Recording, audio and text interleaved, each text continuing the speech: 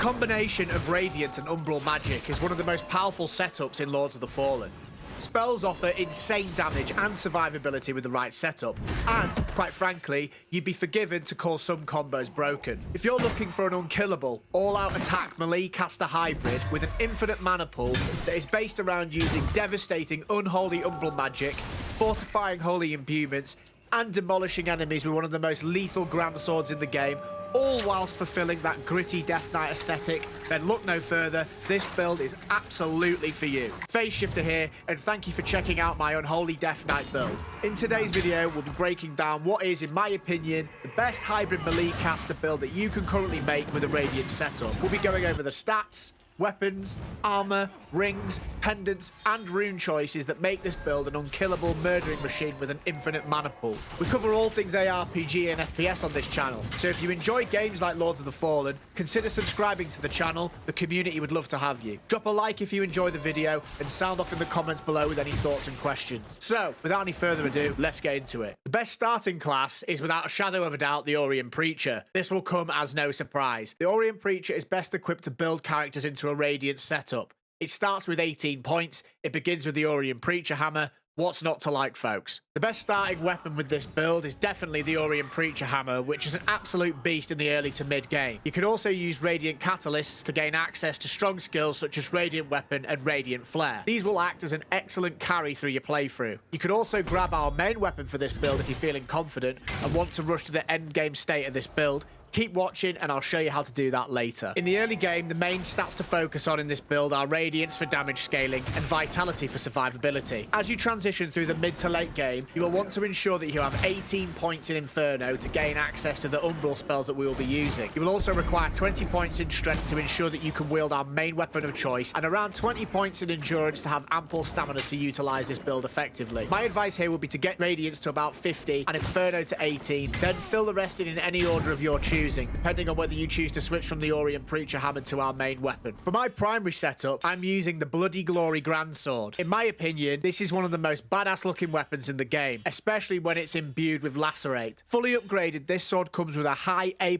Radiant scaling, very tasty attack power, combined with decent physical damage and absolutely bonkers holy damage. However, the most appetizing characteristic is on top of all this, it has 300 bleed damage. Combining this with either Lacerate or Radiant Weapon makes this sword an absolute powerhouse and opens up a number of synergistic approaches that we can take. More on that later. This sword breaks posture for fun, and depending on how you build your character, you can lean into this with accelerating degrees of success. What makes this weapon and approach to building this character so fun is that you have a choice between how melee focused or how caster focused you are, and regardless of the choice, this weapon choice has a central place in both builds. It also looks absolutely lethal when imbued with Lacerate and really completes that unholy / blood death knight kind of look. This sword can be acquired as early in the game as you like. All you need is 18,000 vigor to purchase the Pilgrim's Perch key from Stonemand in Skyrest Bridge. This then allows you to open the door by the Bell Room waypoint, which leads into a difficult area. Note that if you choose to do this, be careful. The mobs absolutely slap, and I would advise bringing Vestige Seeds so you can set up waypoints as you progress. Navigate through this area to find the sword.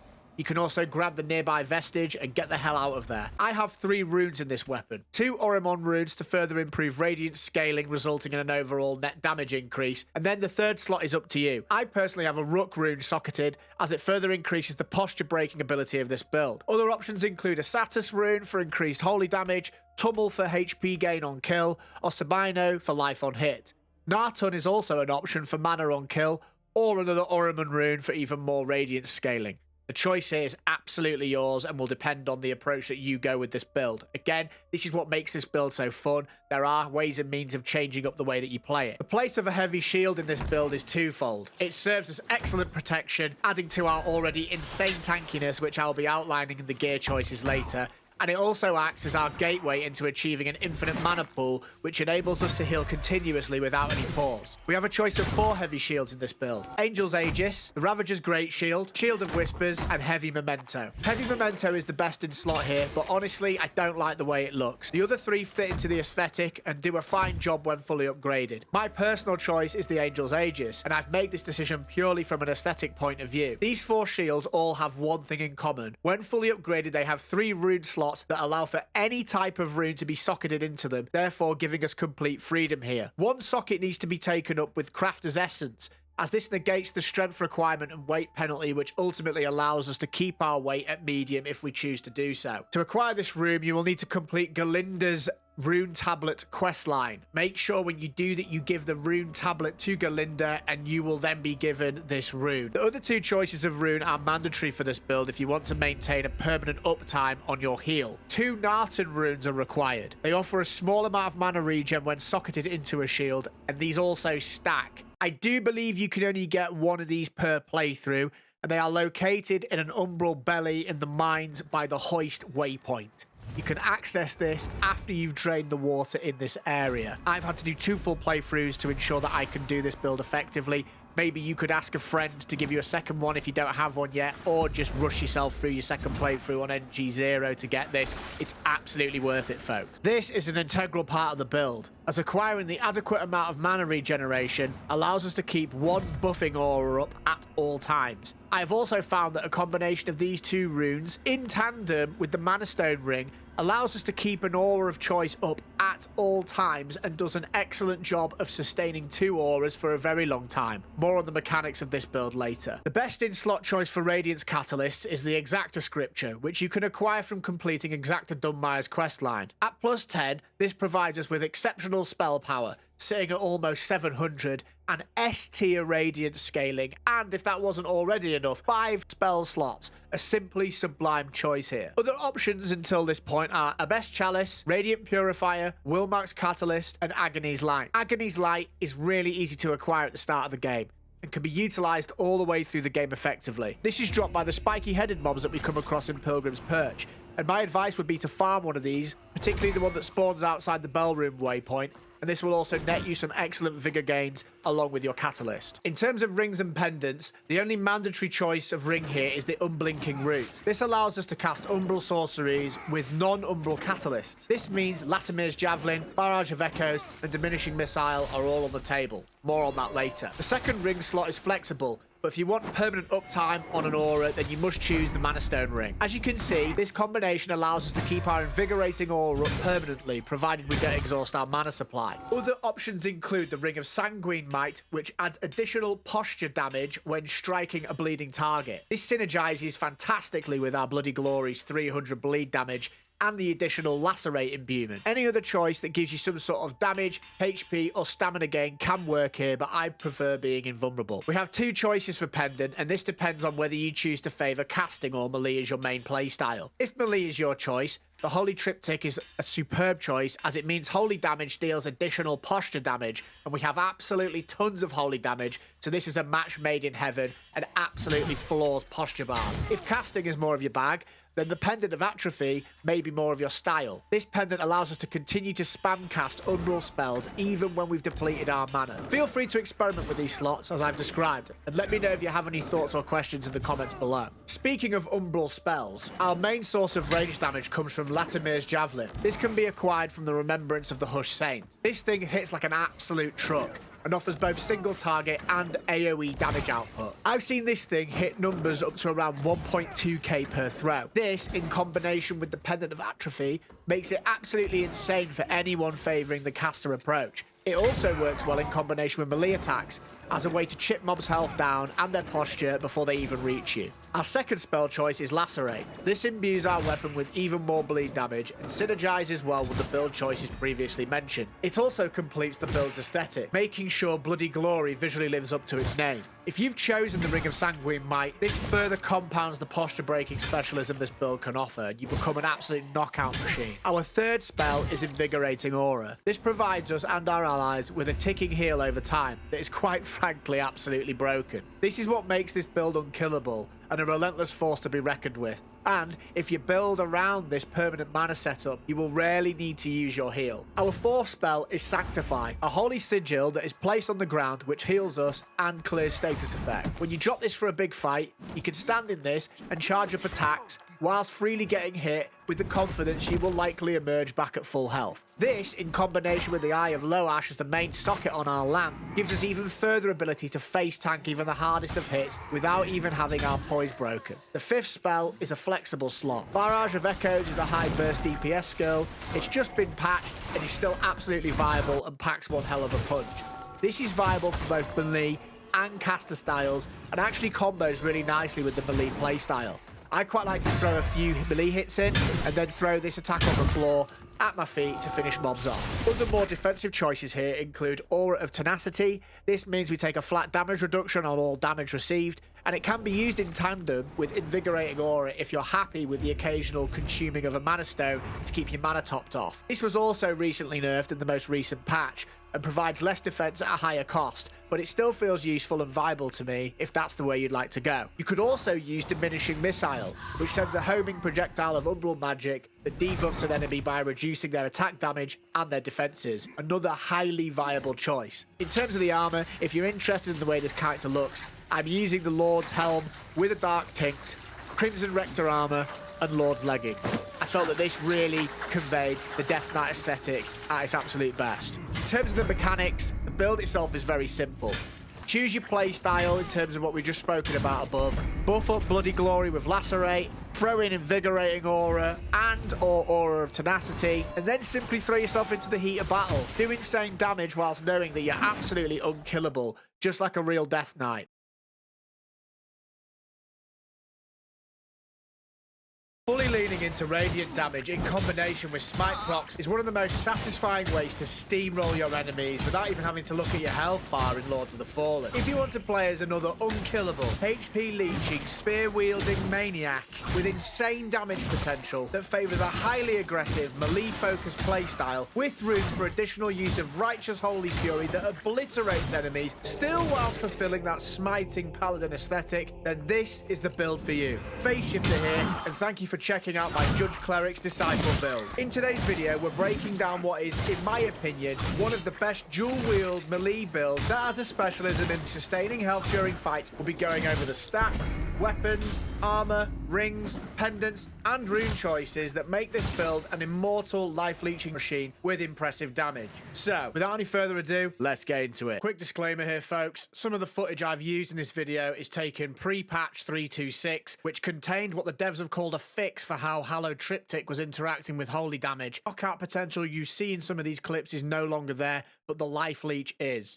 In the early game, the main stats to focus on in this build are Radiance for damage scaling and Vitality for survivability. As this build focuses on Radiance and utilising the Judge Cleric Spear, you are safe to spend your points in Radiance, as the requirements to wield this weapon are only 8 in Agility and 16 in Radiance. Initially, you'll require around 20 points in Endurance to have ample stamina to utilise in the early to mid game. My advice here would be to get Radiance to around 50 and then fill the rest in any order of your choosing. The Orient Preacher and the Orient Preacher Hammer are your best choice of starting class and weapon due to the 18 points of Radiance the class starts with and the fact that the weapon is an absolute beast in the early to mid game. For the primary weapon, I am dual wielding the Judge Cleric Spears. In my opinion, this is the best option for this build due to a range of reasons. Highly competitive damage output, superb style points, especially when imbued with Radiant weapon, and an absolutely devastating moveset when dual wielded. Fully upgraded, these spears come with an S tier Radiance scaling, highly appetizing attack power combined with decent physical damage and savage holy damage. However, one of the most appealing characteristics is that on top of all this, they have 100 smite damage. Combining this with Radiant weapon gives this spear a monstrous smite build-up.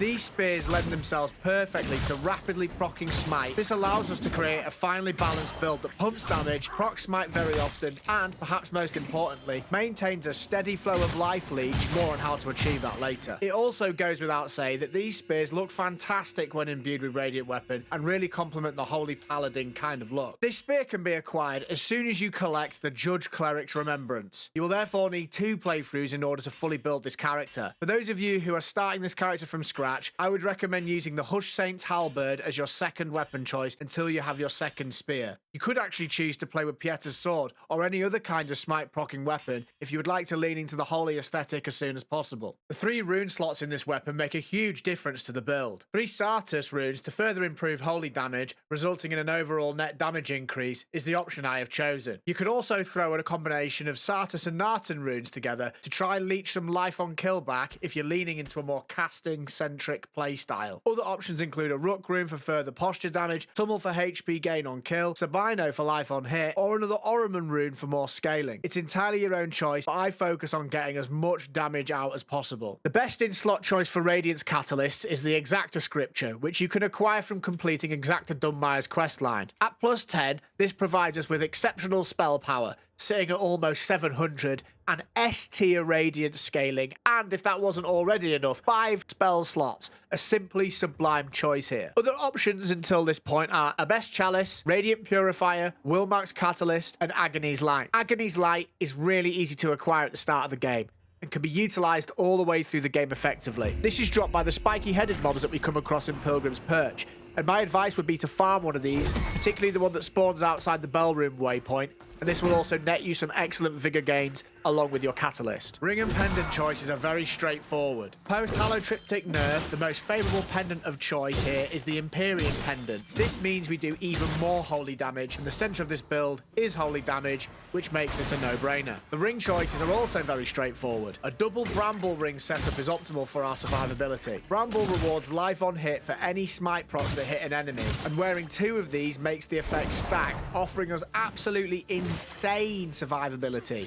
It is important to note that sometimes smite procs without the animation and does still leech life. That is something to be aware of whilst you're playing this build. As this will require 2 playthroughs or a friendly companion to drop you one to get both, a potential second ring choice is the Orien Sorcerer's Ring for additional holy damage. The Bramble rings can be found in the Tower of Pendants, and the Orien Sorcerer Ring can be acquired from Stomond when you come across him in the Abbey of the Hallowed Sisters. The first choice of spell is Aureus' Judgment and can be acquired from Stomond when you encounter him in the Abbey of the Hallowed Sisters along with the Orien Sorcerer's Ring. This spell summons a thundercloud above its target and tracks it as it moves, striking it intermittently with bolts of holy devastation. This is also highly effective at clearing out rooms and trash mobs, an absolute mainstay in this build. The second spell is Piercing Light. This is our standard ranged attack that is exceptional at dealing with other ranged mobs. Our third spell choice is Radiant Weapon. This imbues our weapon with even more radiant damage and synergizes really well with the previously mentioned aspects of the build. I've run some brief tests,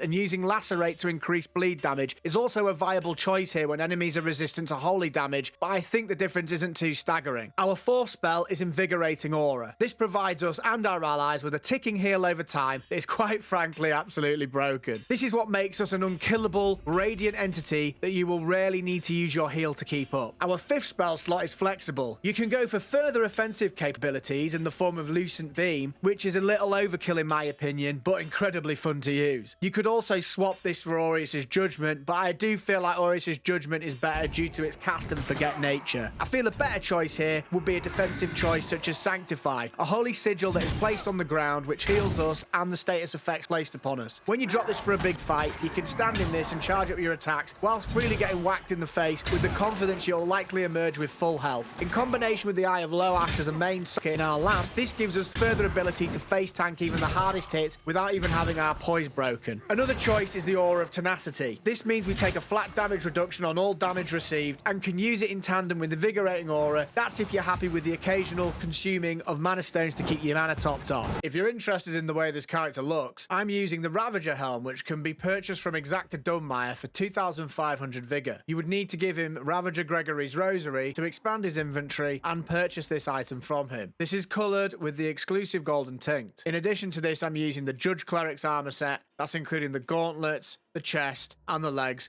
and you get this from submitting the remembrance that you get from killing Judge Cleric. The mechanics of this build are very simple. Buff up with Radiant Weapon, Invigorating Aura, and/or Aura of Tenacity. Select your target and throw yourself in like a whirling dervish, watching smite procs trigger repeatedly, consistently refilling your HP bar. You will either wipe enemies out with pure damage or break their posture and finish them off with a glorious Grievous Strike. You can also further up the ante with this build by casting a few bolts of Piercing Light and the infamous Aureus' Judgment to further support your stagger breaking potential and increase damage. You will need to consume mana stones to keep your mana topped off with this approach. It also makes sense to utilise unripened grapes. This gives ourselves stamina regeneration and allows us to sustain our damage output for longer. This build performs best when it's played as aggressively as possible. You can take this approach knowing you're immortal and a righteous force to be reckoned with, just like a holy paladin should be.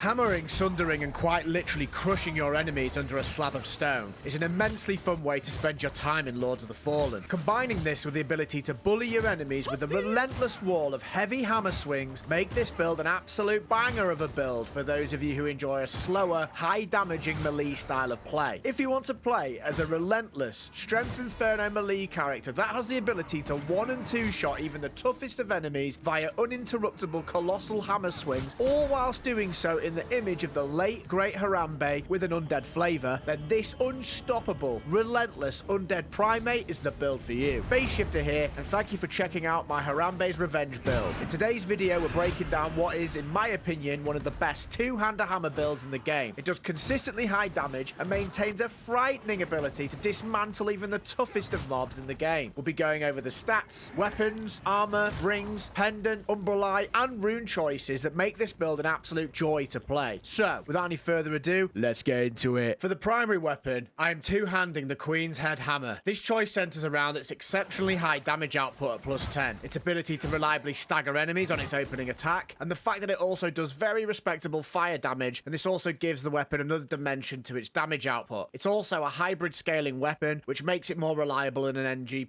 environment. This weapon primarily focuses on physical damage, which opens up some interesting interactions when considering our rune, offhand, and umbrelite choices. More on that later. This weapon is acquired using the Sundered King's Remembrance. In the offhand, I use Geoffrey's Dagger. This gives us 3 meta rune slots and allows us to gain a flat 30% physical damage increase, which I will cover in a moment. The 3 rune slots available in each of these weapons are integral to the functionality of the build. A combination of 5 Gravix and 1 Balago rune is the approach I take here. Across the 2 weapons, 5 Gravix runes gives us a flat 50% damage increase when two-handing a weapon, and the Balago rune temporarily lowers target's physical defense when struck, making this a lethal synergistic combination. Other options here include a Tummel rune for life on kill, Shon for increased elemental damage, or a Dahalwi or Markev rune for increased scaling potential. It should be noted that Shon runes can only be acquired once per playthrough, and could actually be a better choice in certain areas of the game. Those of you that are min-maxers should definitely consider this when approaching rune allocation.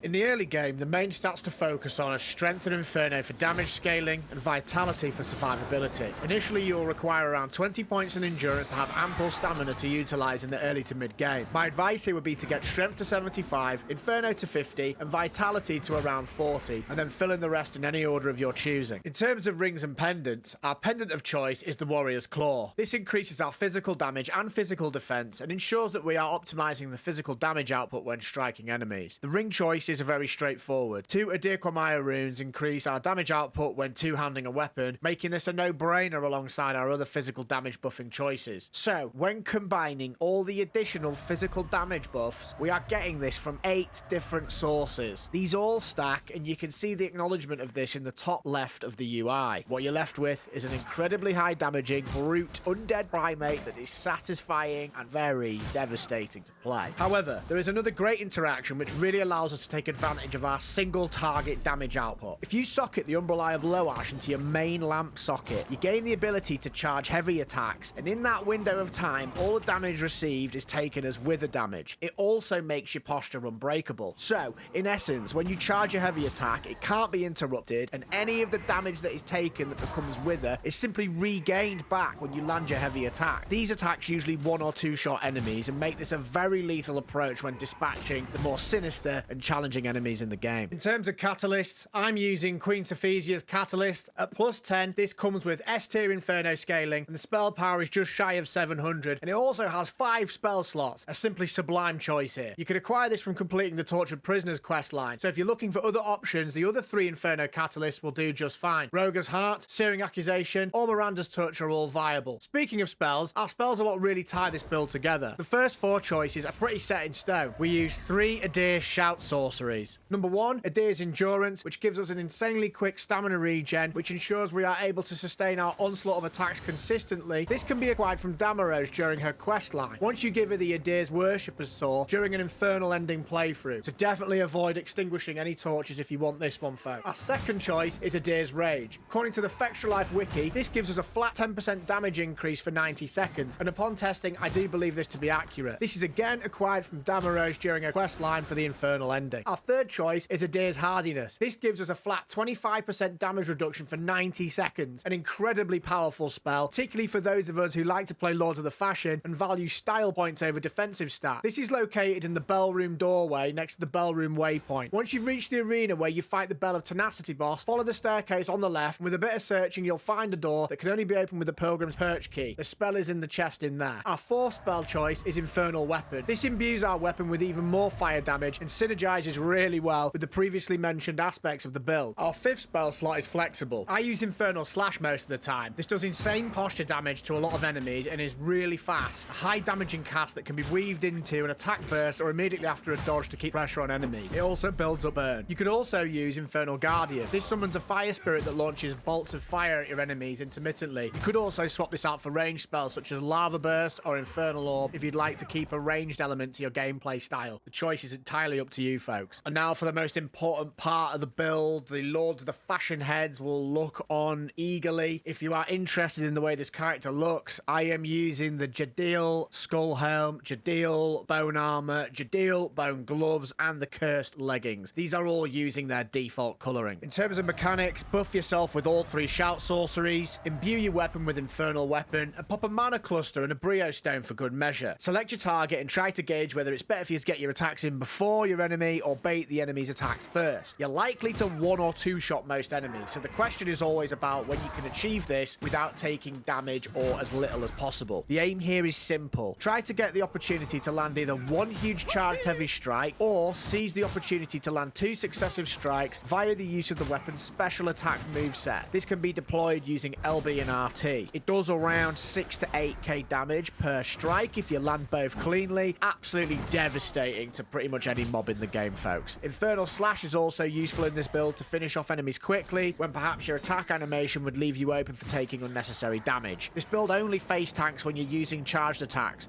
I wouldn't recommend these unless you're facing a single target and you're really confident you're only taking damage from one source. This build is all about finding damage windows and taking the opportunity as soon as possible. Sometimes it will actually benefit you to duck and weave between offensive and defensive approaches. Speaking of weaving amongst your enemies, if this particular element of the build interests you in Lords of the Fallen, check out my Fungal Plague Doctor build. This utilizes a duck and weave playstyle along with causing insane damage amounts via leveraging status effect build-up. It's extremely fun to play. There's a clickable link on the screen now that's part of a larger playlist of different build guides that cater to everyone's taste. Head on over and check them out now.